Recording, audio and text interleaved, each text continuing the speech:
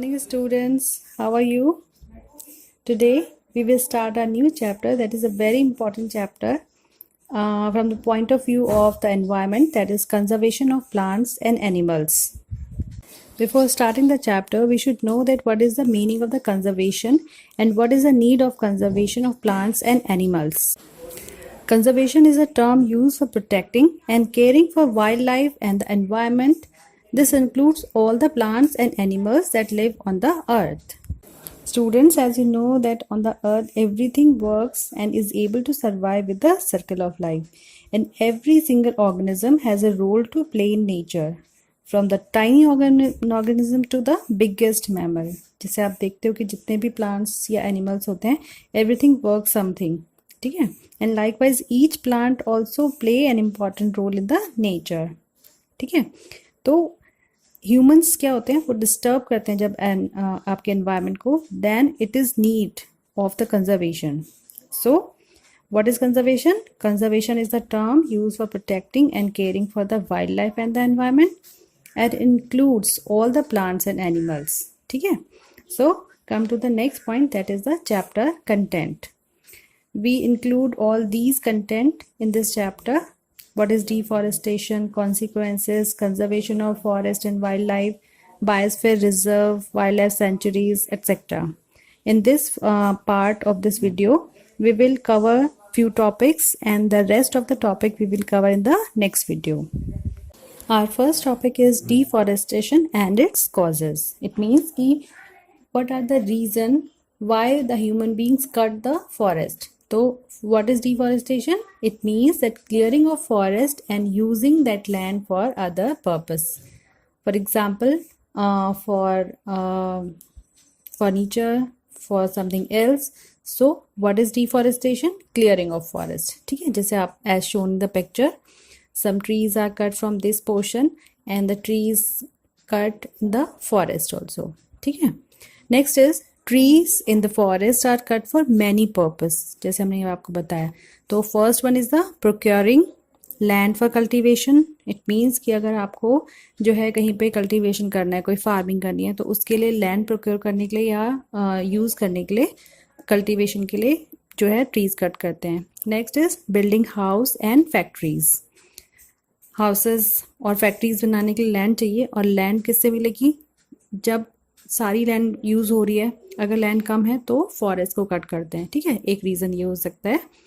Making furniture और using wood as fuel. It means अगर हमें फर्नीचर बनाना है या फिर हमें फ्यूल के लिए जो है वुड चाहिए, तो जो है बहुत सारे अमाउंट में जो है फॉरेस्ट से वुड को कट किया जाता है, या फिर आपके ट्रीज़ कट किए जाते हैं, जिससे कि जो ह्यूमन बींग्स हैं वो अपनी जो भी रेगुलर यूज़ के लिए चाहिए होती हैं, जो भी ज़रूरत है उसके लिए उसको यूज़ करते हैं. So trees in the forest are cut for many purpose, procuring land for cultivation, building house and factories, making furniture or using wood as fuel.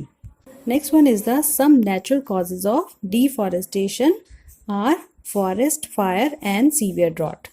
Student, जैसे आप यहाँ पे पिक्चर में देख रहे हो कि फॉरेस्ट जो फायर होती है उसकी वजह से, और उसका जो फॉरेस्ट फायर से भी आपका जो डिफॉरेस्टेशन ज़्यादा, यानी कि अगर फायर हो जाती है फॉरेस्ट में तो बहुत सारे पेड़ यानी ट्रीज़ जो होते हैं वो बर्न आउट हो जाते हैं, जल जाते हैं, और जो ड्रॉट होता है उसकी वजह से भी जो है डिफॉरेस्टेशन हो जाता है.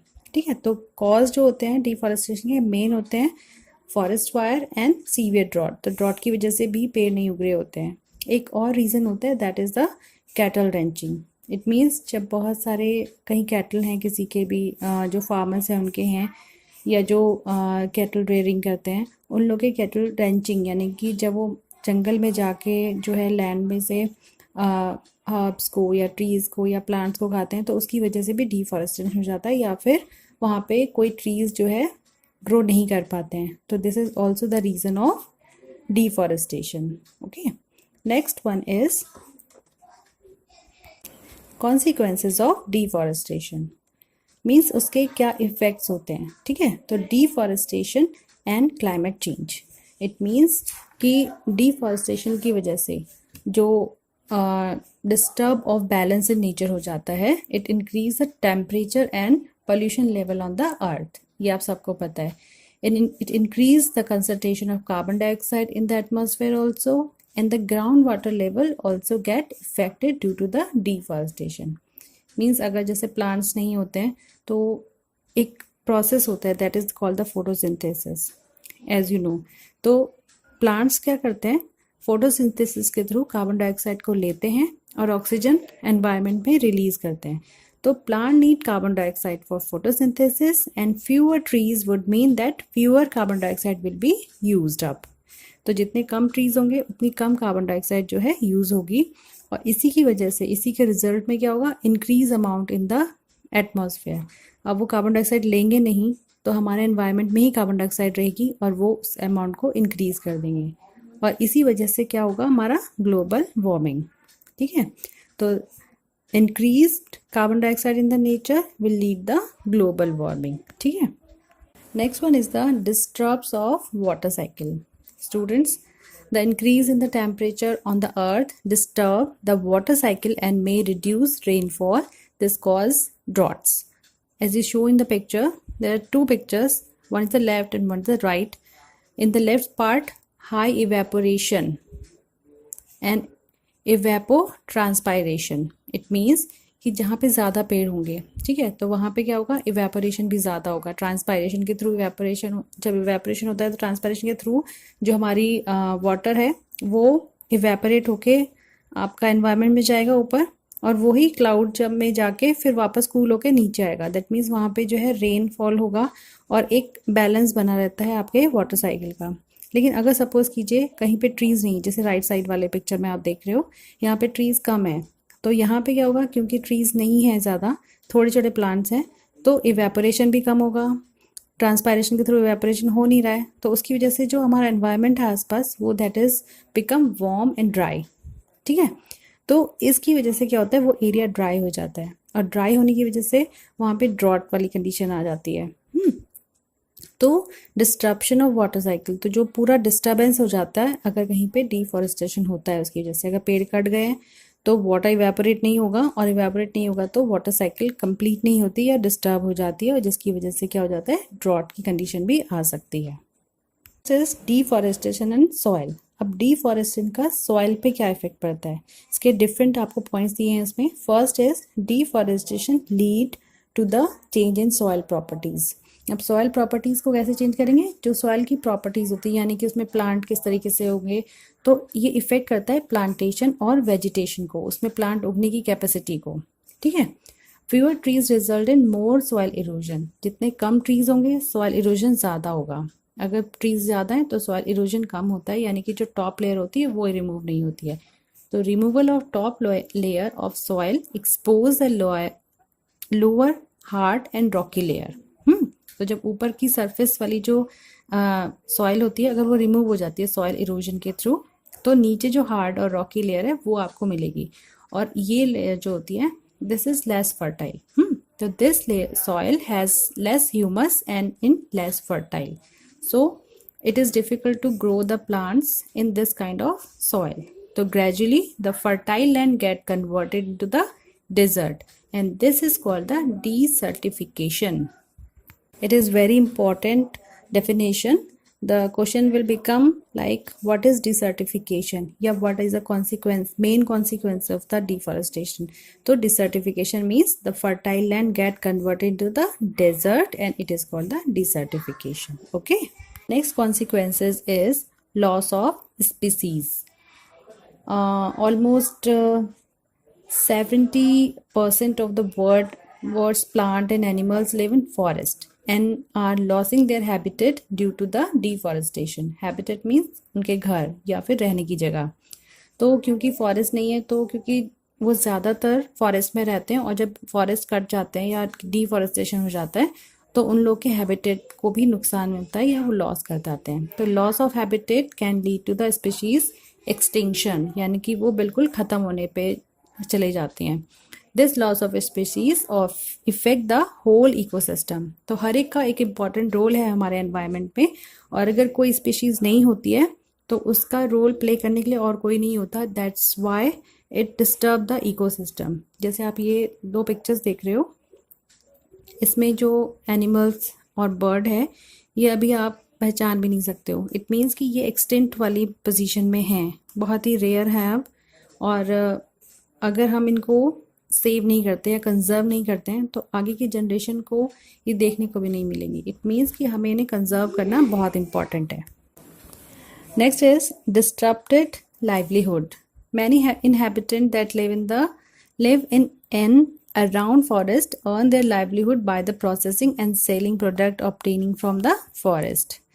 तो जितने भी जैसे आपके फॉरेस्ट के आसपास लोग रहते हैं तो वो क्या करते हैं कि वहाँ के प्रोडक्ट्स को यूज़ करते हैं। जो फॉरेस्ट के भी चीज़ें होती हैं उनको प्रोसेस करते हैं और सेल करके उसके थ्रू अपनी लाइवलीहुड को चलाते हैं। तो indiscriminate cutting of trees will result into the displacement of migration of these people and shortage of many useful forest products.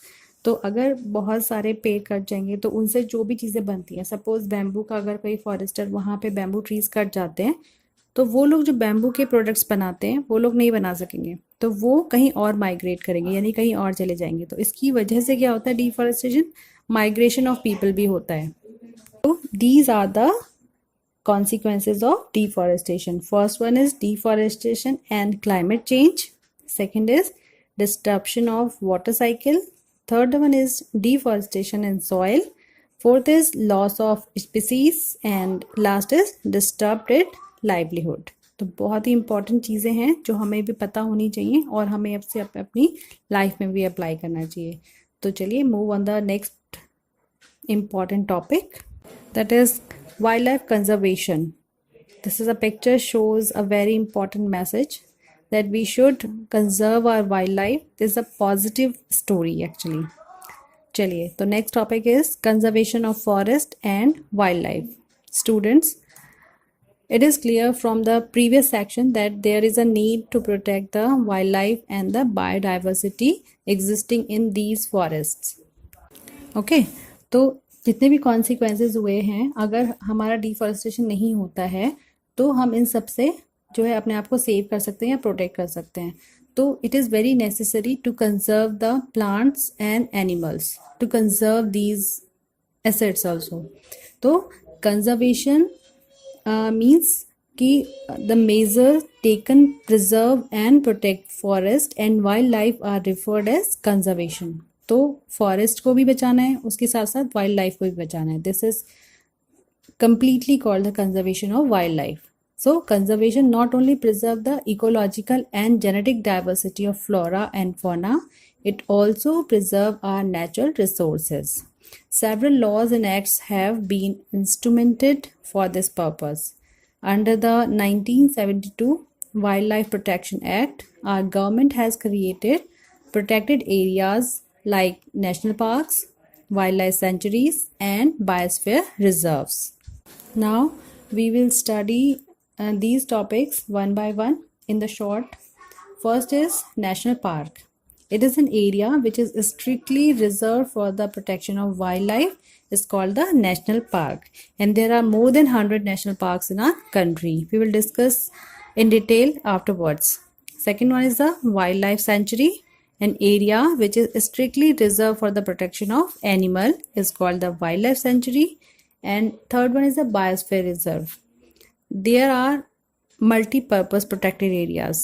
ठीक है, तो जो biosphere reserve होते हैं, these are the multi-purpose protected areas developed to conserve biodiversity and integrity of species, safeguard genetic diversity of species, provide areas for multifaceted research and monitoring, and provide facility for education and training.